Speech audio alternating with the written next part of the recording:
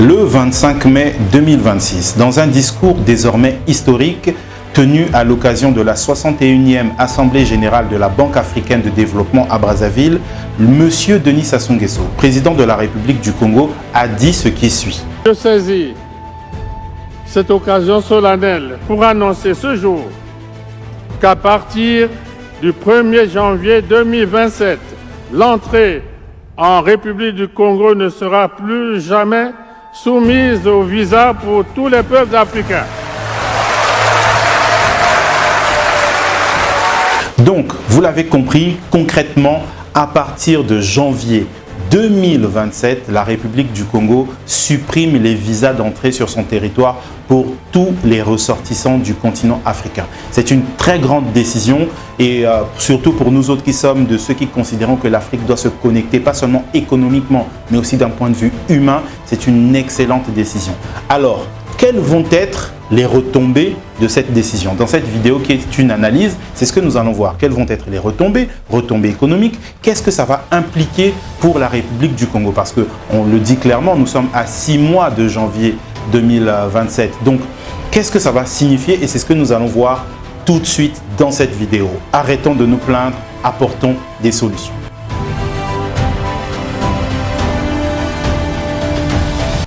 Donc, la République du Congo supprime les visas. Qu'est-ce que ça veut dire concrètement? Parce que la décision, elle est très importante, c'est positif pour le continent. Ça a été dit à Brazzaville, dans une grande salle, dans un moment historique, avec plusieurs personnalités venues de plusieurs pays d'Afrique, notamment les professionnels du secteur économique et bancaire du continent africain. C'est une très grande décision, elle est historique et plusieurs personnes, tout le monde, tous les médias l'ont entendu. Qu'est-ce que ça veut dire? Qu'est-ce que ça implique?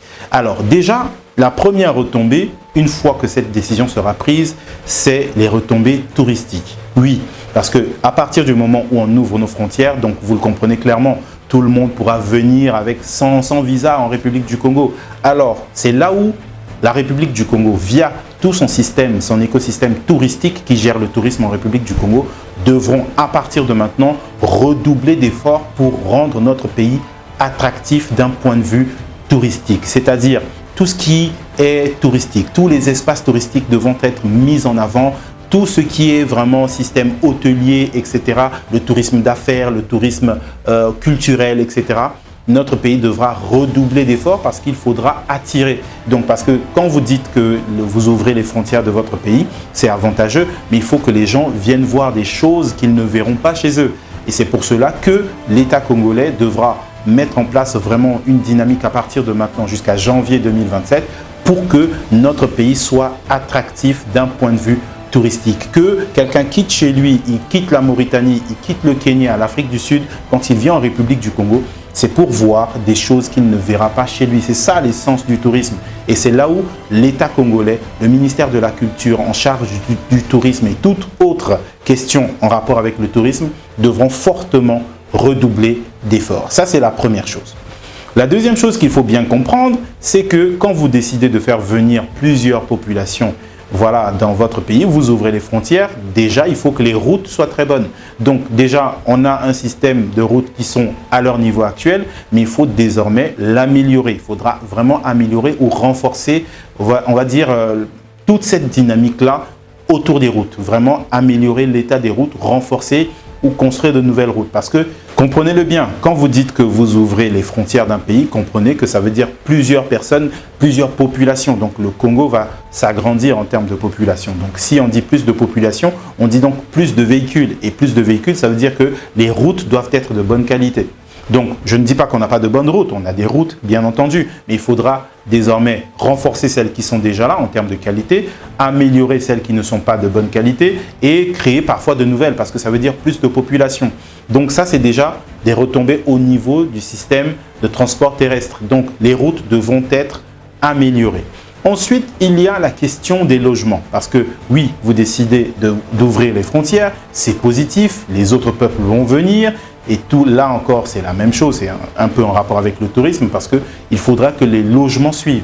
Il faudra qu'au sein de nos grandes villes, que le logement puisse suivre, que les espaces de logement suivent. Donc, il faudra vraiment mettre en place les mécanismes pour que toutes ces personnes-là qui quittent plusieurs pays d'Afrique puissent pouvoir se loger dans les meilleures conditions.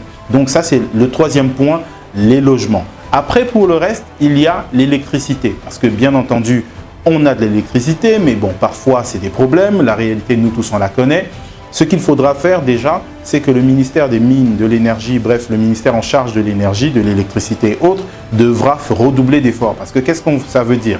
Ça veut dire que les gens viennent dans notre pays, mais la consommation électrique va augmenter. Ah oui, et si la consommation électrique augmente, déjà qu'actuellement, c'est un peu difficile en République du Congo, donc ça veut dire qu'il faudra vraiment améliorer tout le système électrique en République du Congo. Donc ça, c'est vraiment les axes principaux que notre pays devra développer pour pouvoir vraiment tenir le cap d'être un pays attractif. Parce que oui, c'est une grande décision, mais il faut qu'on soit en mesure de tenir le cap sur les axes que je viens de citer. Alors, comme j'ai dit tout à l'heure, donc on supprime les visas, le Congo s'ouvre, donc ça aura des retombées sur le secteur touristique, sur le secteur du transport, sur le secteur de l'électricité, sur le secteur du logement.